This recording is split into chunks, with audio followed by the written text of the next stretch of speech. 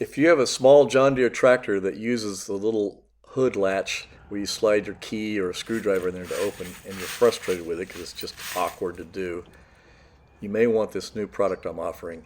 It's a little bit expensive because it's made with a high-end resin 3D printer, but it sure makes opening the hood a lot easier.